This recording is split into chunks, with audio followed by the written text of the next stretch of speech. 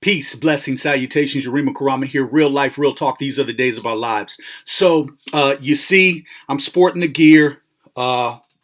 You support black-owned business. This brother, Ivory Carter, sent me a package. I did an interview with him. You can go to my YouTube page and check that out.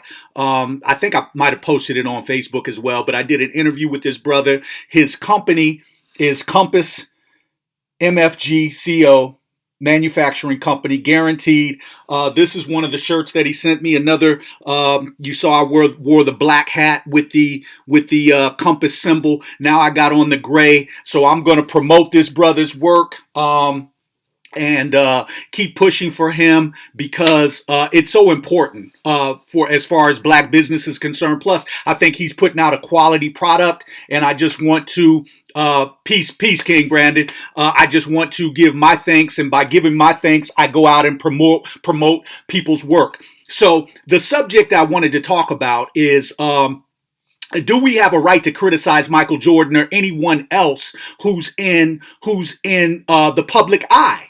And the reason I wanted to talk about this is because I did a post on my Facebook page last night when I found out that Mike had donated, given a donation of $1 million to the police organization and given a donation to $1 million to the NAACP as well. And my thing was on two fronts. One of the things, hey Paul, peace brother. One of the things I wanted to hit on is on two fronts. Up to this point, Mike really hasn't said anything concerning black issues in this country, concerning the assassinations of black citizens by the police department. Secondly, I think it was a slap in the face that Mike would give $1 million to two organizations basically that don't do anything for black people. I mean, come on, let's look at this in a realistic term. National Association for the Advancement of Colored People. First of all, I'm not colored. Secondly, that was a term that was used. They've used these different terms, Afro-American, colored, then African-American. They come up with these names for us, and then we just take them on as if that's the order of the day. So, first and foremost, an organization that was started by white people, the National Association for the Advancement of Colored People, NAACP, is not an organization that is representative of black people in this country. But more importantly, being in the spotlight. And this is why I wanted to do this segment, because I got backlash that, well, Mike made a business decision. Mike is a businessman, because I did talk about, you know, his Air Jordans, and I did talk about the fact that he has investments in prisons and the industrial prison complex, which is basically the new Jim Crow. And I talked about that, and some people backlashed and said, well, you know, he made a business decision, so why are you getting on Mike? And I understand this. I do understand that particularly in all communities, but particularly the black community, there are what we have to consider idol worshipers. So I get it. And I know that there is this love affair with Mike because of what he did on the basketball court. But down here in the trenches, down here on the front lines, down here where people are getting killed, Mike right now is kind of synonymous with Al Sharpton. He's kind of synonymous with Jesse Jackson. He's kind of synonymous with those types, meaning that you get no respect on the front lines down here. So then people were talking about, well, you shouldn't be talking about other black people. And my position is this. Part of our problem is that we don't question, is that we will take leaders' word. And I know that there's a fine line between trust and talking about our leadership. I get that. Trust me.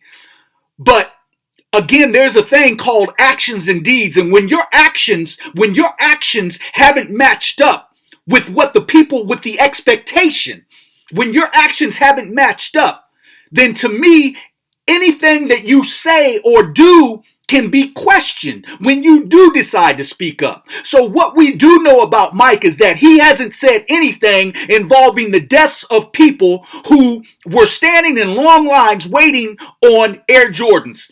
And though Mike might not be an owner at Nike, he might not have sweatshops going on overseas, but at the same time, he is the face of Nike. So he should be speaking out about those issues. Also, when we talk about prisons, I got brothers and sisters who are locked up, who are doing life sentences, and they haven't killed anybody.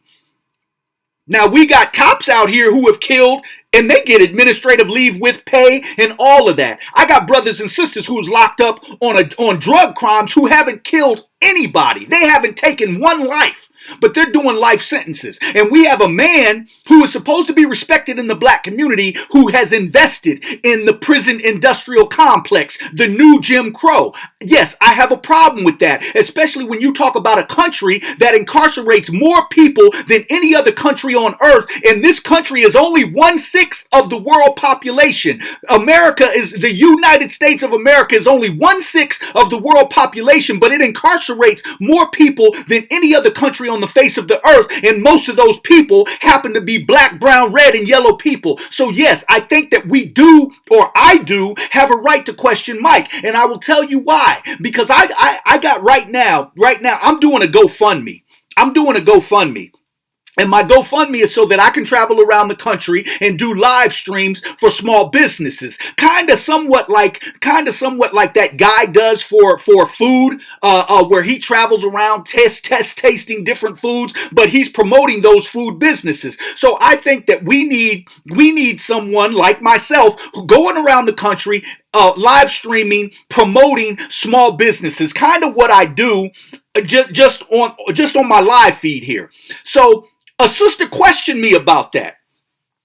She questioned me yesterday about that and said, "You know what, brother? I want to know what you're doing, because live streams are free."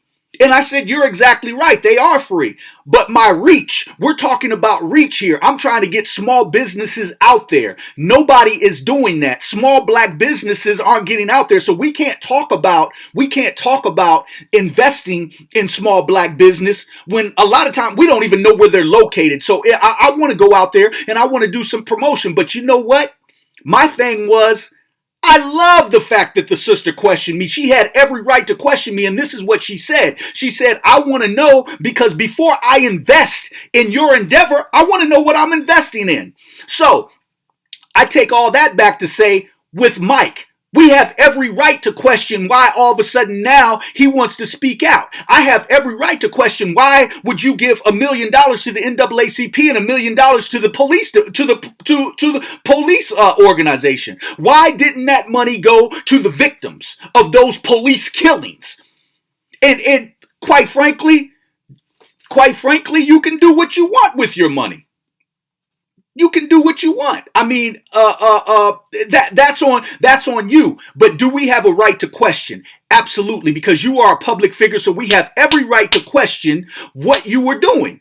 And we have a right to criticize that up until this point in time, you have not spoken out. You haven't said anything concerning black issues. So I don't know if it's a promotional stunt. I don't know if they said, well, we're going to take the All-Star game out at North Carolina. I don't know what the purpose of you speaking up now for, but you haven't been. And quite frankly, you're not respected down here on the front lines. What you did on the basketball court has nothing to do with what's going on right now in 2016 with the death of young black men, women, and children. So therefore, I'm going to speak out on it.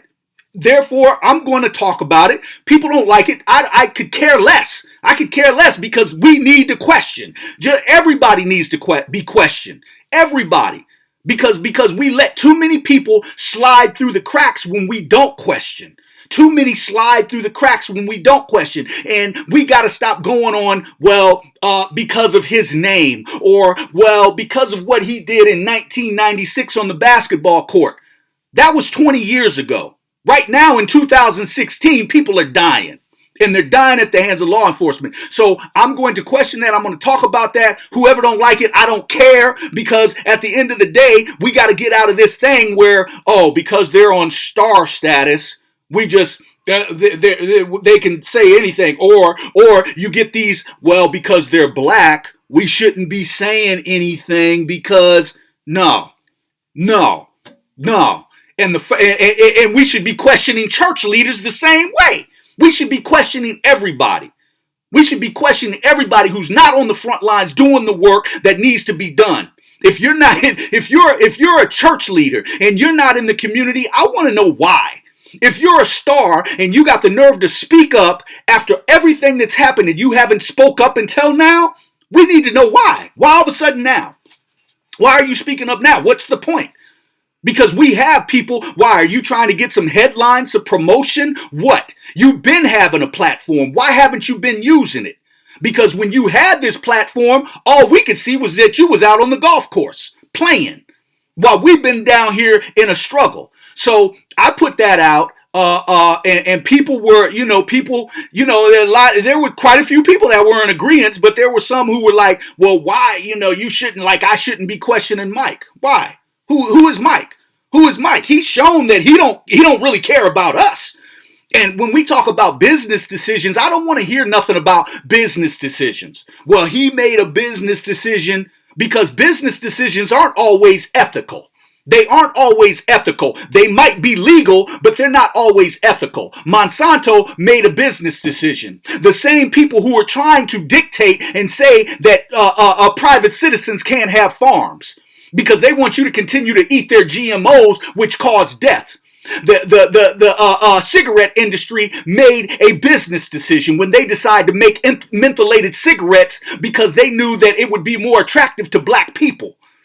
Yeah, it was legal, but does that make it right? Does that make it ethical? You got corporations that made business decisions to shoot steroids into chickens, so that you can make chicken, so that you can make them bigger, as well as certain fruits and vegetables. I remember as a kid, apples used to be real small. Now you get these big size apples because they've been shot up with steroids. So these might be legal business decisions that these people have made, but is it ethical? So Mike made a business decision to invest in private prisons, to invest in prisons, period. But is it ethical? When you got black, brown, red, and yellow people who you're getting rich off of, who you're not speaking out, who you see every year, multitudes of people getting off because they've been found innocent after they've served lengthy sentences. Come to find out they've been found innocent. You're not speaking up on that. So yeah, when you come out talking about, he comes out talking about, I'm tired of the rhetoric being spoken about these incidents. Fuck out of here with that, man. We're not trying to hear that. We're not trying to hear that, and we're going to keep talking. We're going to keep talking until the death stops, man. And that $1 million that you gave to the police and that you gave to the NAACP, they can have that. Scraps. It's scraps off the plate, because it don't equate to the lives that have been lost, man. That $1 million don't equate to the lives that have been lost. It don't equate to Eric Garner. It don't equate to Sandra Bland. It don't equate to Michael Brown. It don't equate to Alton Sterling. It don't equate to Philando Castile. That $1 million don't equate to none of their lives, man. So we're going to keep talking. Keep that $1 million. And stay out of community activist work, man. That shit missed you, man. You ain't been doing it, so stay out of that. That missed you, man. Stay on the golf course. That's where you belong. So I wanted to put that out there. I get tired of these coons and bootlickers, man, getting on when they want to get a moment of shine, when they ain't put in no work, when they not down here going in the schools doing nothing, man. They ain't putting in no work, man. But we steadily losing lives, and then when they want to get some promotion or when they think they losing money, then they want to speak up. Come on, man. Miss us with that bullshit, man. Because there's real dudes, there's real women down here putting in work, man. And we need real help. We need real help. Not these pacifists who going to donate to the police and the NAACP. That's a slap in the face to the families, man, who lost loved ones. So miss us with that, man. So, my name is Yurima Karama, man. You can go to my webpage, www.yurimakarama.com. Go there for booking info. Go there for my, I do speaking engagements. Go there. My new album is going to be dropping in a couple weeks. But go there to message, man. If you have any suggestions, any topics you want talked about, if you just want to kick it, man, go there. We'll do all of that. I got love for all of you, but I don't got love for fakes, man. I don't got love for fakes. It ain't no time to be faking the funk, man. It ain't no time to be faking the funk. And again, I want to continue to promote black business, man. Look this brother up. His name is Ivory Carter. He's out of Fresno, California. You see that Compass manufacturing company. He does his own designs. You see his thing is Compass. Go there, check that brother out. Support that brother. If you need clothes, this is one avenue you can go to. For that. So you have to excuse my passion. I get passionate about us, but more importantly, I get passionate about our lives because they're so important. I get passionate about our unification because it's so important. And my thing is that, if you speak up, man, if you're going to speak, but be real. Don't fake the funk. Be real and know what the real issues are, man. Go out amongst the people and be talking to them. Don't sit back in your $50 million mansion where you've been so isolated from the people and now you want to come out. And we supposed to respect that. No, man. No, we don't. No, the real warriors here on the front lines, we don't respect that. So, with that said, my name is Yurima Karama. Let's lock in, let's network, let's build, let's be successful together. One love, I'm out, man.